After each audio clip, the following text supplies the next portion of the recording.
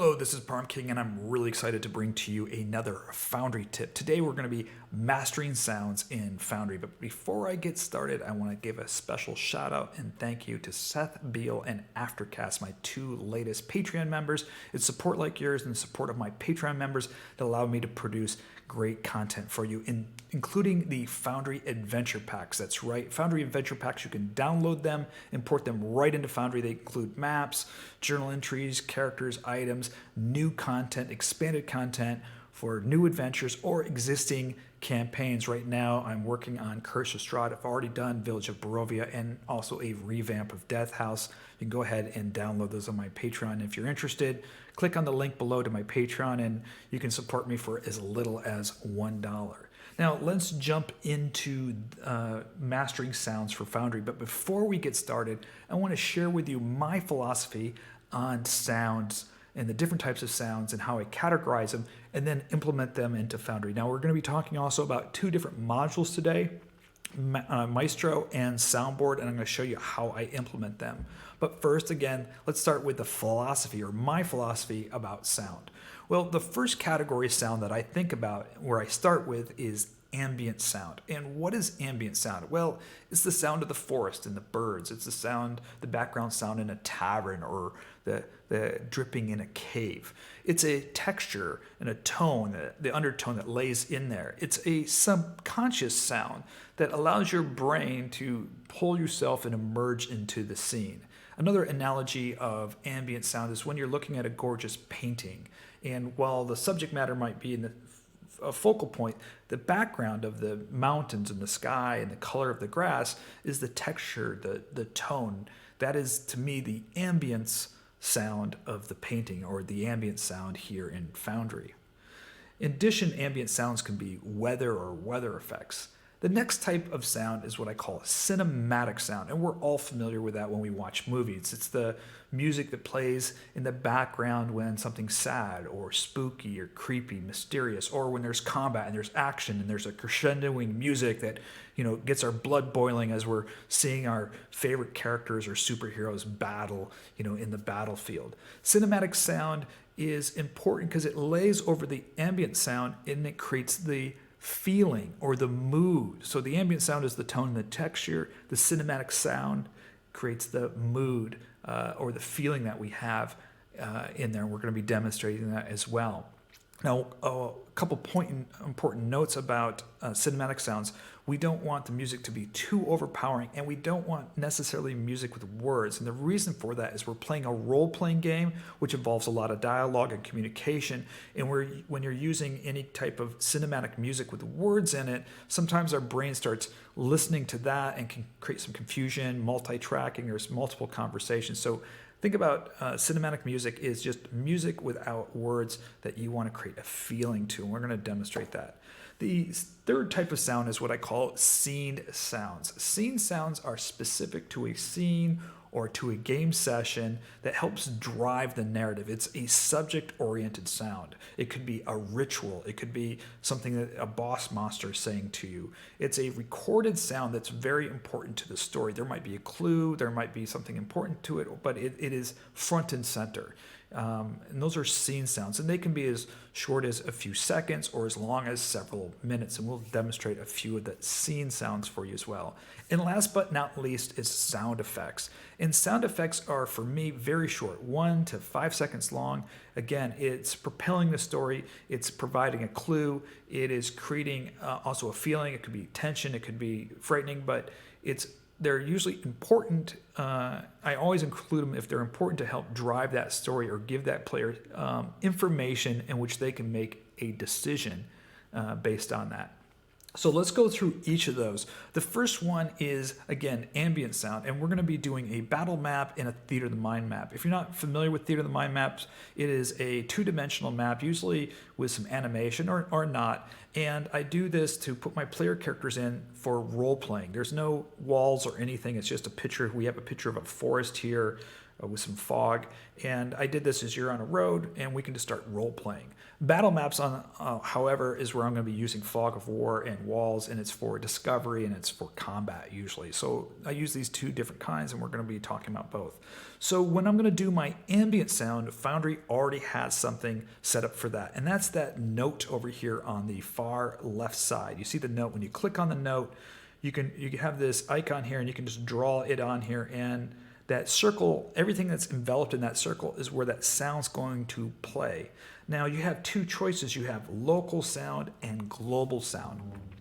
Local sound means that if you have any walls on your map, like a battle map, the sound, if you move it into the wall area, is going to be contained in that area between the walls. When you click on global, it means the sound's going to ignore the walls, and everybody, even on the other side of the walls, will hear that. Now, in my Theater of the Mind maps, I always make my sounds global, and I also, for the most part, make my sounds global on battle maps. I'm going to tell you when I don't, and that's going to be when I do my scene type stuff, and I'll show you that in a second. So in this particular one, I'm going to just get rid of that one. I have some sound in there, and I've just have some sound of a forest. So this is what my players will hear in this map. It's not a lot, just some birds, and it's a forest. Again, ambient sound, unless you consciously think about it, you're not going to notice it. It just sits in the background, and what it does is it tells your brain, it fools your brain and helps pull you into a scene. You know, if you close your eyes, you're in a forest right now. And that's what it's meant to do. It fills in, it creates that tone and texture underneath. Now I do that, we're going to do one in a battle map here as well. I have this rooftop of this castle, and my player here, the ambient sound here is a little bit different. I have some birds in it, whatnot, but it creates a little bit of different feeling here than the forest. Now, the second type of ambient sound that I include is on my playlist, and that's over here on the weather effects. And why do I put this over on my playlist? Well, on my playlist, which is on the right, when you click on the note icon up here, you can create a folder, and you can put a bunch of sounds in a folder. And I have a folder called Weather. And I use my weather to layer on top of my ambient sound. Let's say they're going down the road and it starts to rain. Well, I can just click on light rain, and all of a sudden it's laid a light rain over the top of my ambient sound. Maybe the wind's picked up. There's a light wind that's kicked up. So now I've got a light wind and a light rain going on. And I can just, oh, it stopped raining. There's just the wind. And then I can turn off the wind. So having a separate folder with the weather effects in there allows you to layer over your ambient sound to change the scene for you if it's raining or if a wind picks up. You can have lightning in there as well. So I don't put those ambient sounds in my map. I have those in a playlist so I can turn them on and off and create a layering effect for my ambient sounds. The next type of sound we're going to talk about is cinematic. And cinematic, again, is music that creates mood or feeling. Now I'm going to do that here as we're looking at this forest, and I just put two of them in here in the cinematic for demonstration purposes. So we're here with our characters in the forest, but I want to make it feel scary, haunting, creepy. And so I have this haunting cinematic music. I push play.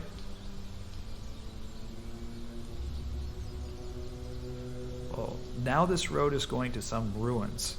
Some castle, perhaps if you're playing Curse of Strahd, this is the road leading up to Ravenloft.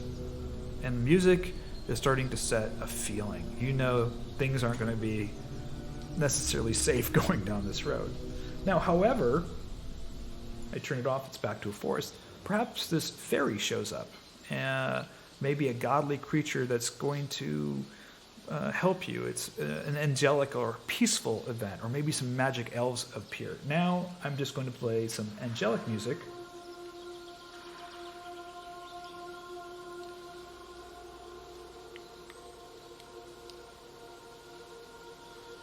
And the whole forest has changed from haunting to safety, peaceful, angelic. So you can see how layering over that cinematic sound over your ambient sound changes the feeling, the mood of the scene that you're in. So that's how we use cinematic sound, layering it on top. And I use this in a playlist so I can turn it on and off to change the feeling of the scene.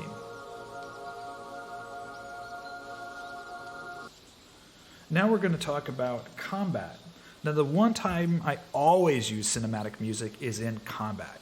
For me, and everybody's different, but for me, when I start combat in any role-playing game, I want it to be short, exciting, exhilarating, stressful, create some anxiety, just really build it up. I mean, this is what it's about. You're combat, you're frustrated, and in my game, if you play in one of my games, you only have a minute to make a decision when it's your turn. At the end of the minute, if you haven't decided, you automatically hesitate and take the dodge action. Is it fair? No. But when you're in combat, life's not fair, and while other people are taking turns, you better start thinking about what spell you're going to cast or what you're going to do, or you're going to fight.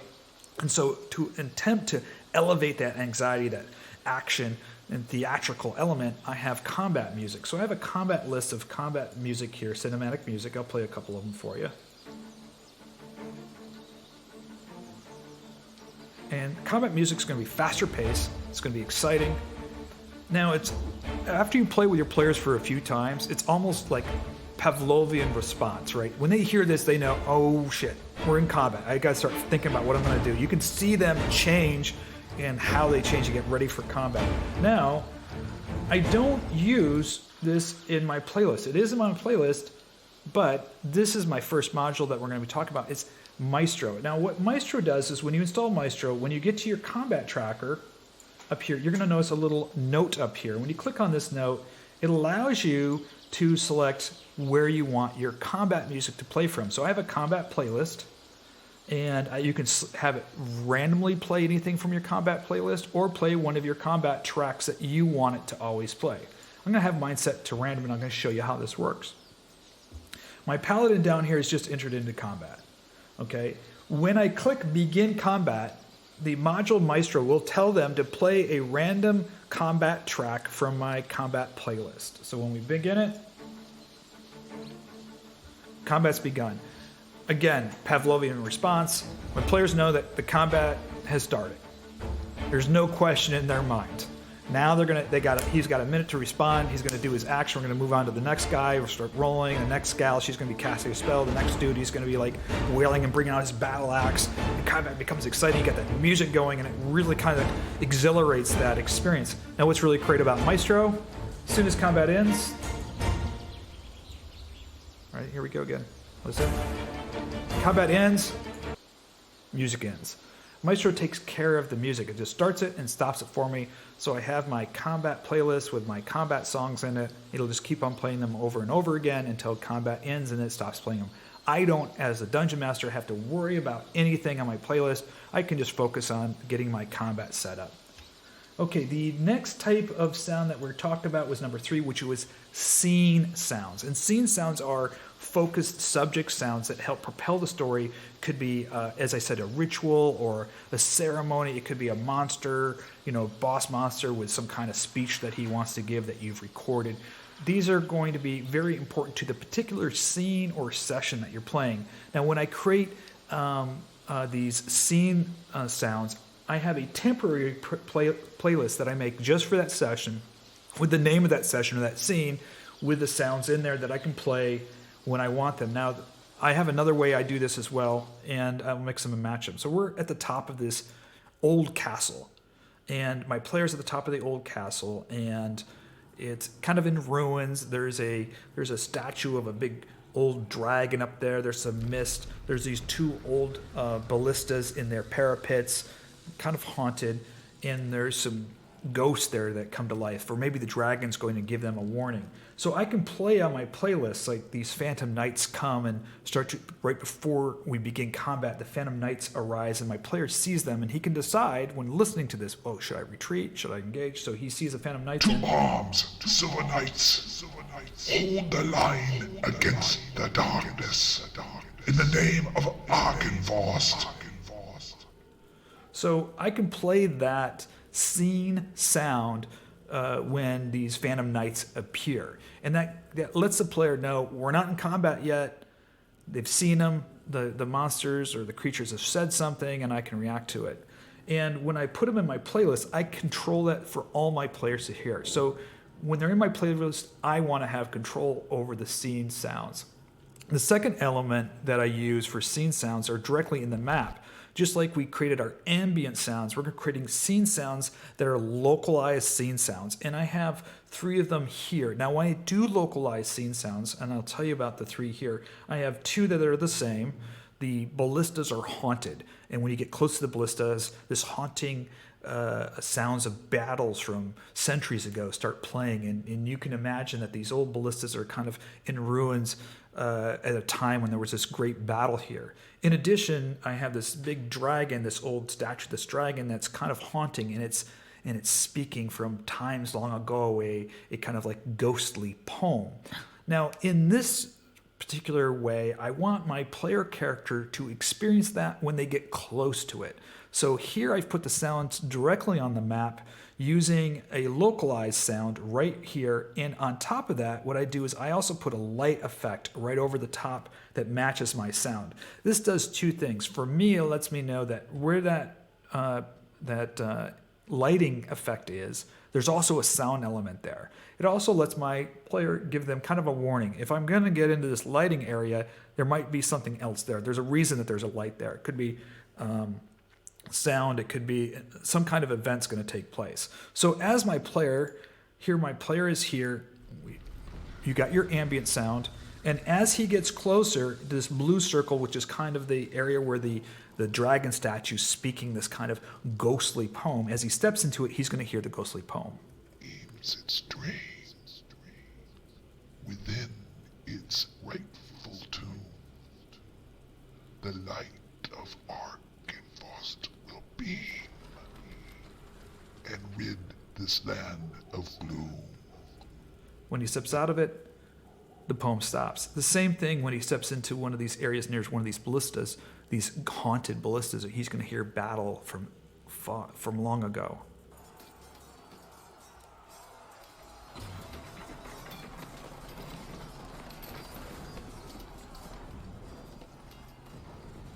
And when he leaves, the sound stops. So when he steps in the blue area, he's going to hear the ghostly poem from the dragon.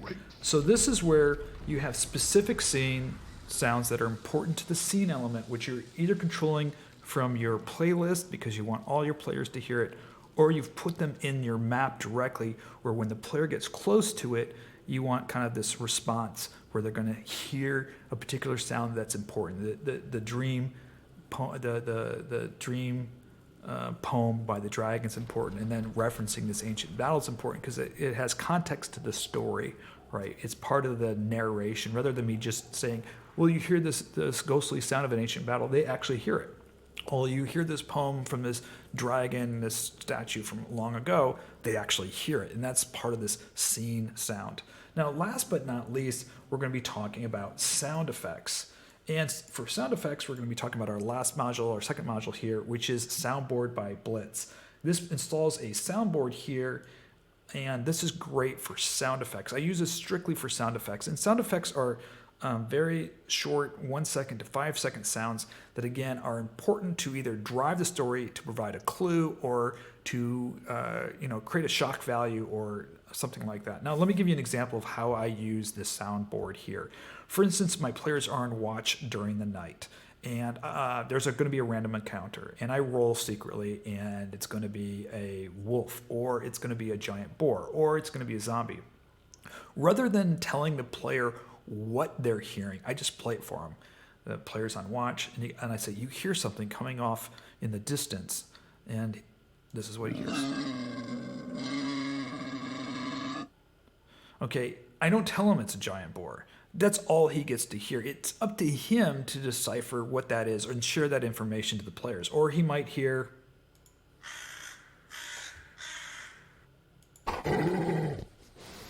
or perhaps maybe it's. So in keeping kind of with the verisimilitude of the game, right? The realism within the fictional world, I'm not going to tell him what he can't see. I'm going to let him hear the sound, and then he has to interpret what that is. Now, if he's not too sure if it's a beast sound like we just played over here, and it's one of my beast sounds, if he has, if he should know that that's a wolf, then I'll tell him that's a wolf, right? You hear this, and he's automatically can identify it. If he doesn't, if I don't think that player character has that knowledge, or he might not know it very well, or hasn't run into that creature that often, then I just play the sound, and he has to interpret it for himself. Some of the other sounds that you can have in here is for fighting or combat. You know, you can have Die. you know, you can have pain, heavy pain sounds in here. I don't use those too much. Mostly the stuff I'll use is pertinent to drive my story along. Maybe it's a particular sound of for instance, the children crying upstairs. So I had some children that were locked away. They were trying to rescue them, and I could hear this little girl crying that they were going to go rescue her. They didn't even know there was a little girl there until they heard this, and then they had to go rescue her. So these are sound effects that are used. You try to keep them between 1 to 5 seconds long. You bring up the soundboard. So this is what I use the soundboard for. Now, I'll put a link down below to both the soundboard and to Maestro. You can read about them and how to use them in your game. They come with there's some sound bundles that already come with this, and they're pretty simple to set up. You just create a folder called Animals and a subfolder called Beasts, and put all your sounds of beasts in there, and every time you hit on this, there'll just be a random beast sound each time you hit it. Or it's same thing with the crows. So I have 3 different crow sounds. Every time I hit it, you're going to get a different crow sound. Or owls. I have 4 different owl sounds. So it's just a random, and I like to change it up a little bit when they hit it. The next time, the owl doesn't sound exactly the same. It adds a little bit of variety to it. So that's it. I hope you enjoyed it. Again, if you're a Patreon member, I'm going to have these sounds, and I'll continue to update them and make them available to my Patreon members. And until next time, may all your roles be critically successful. Make sure to hit like if you like this, and subscribe so you can be alerted to the next video that I make. Until next time,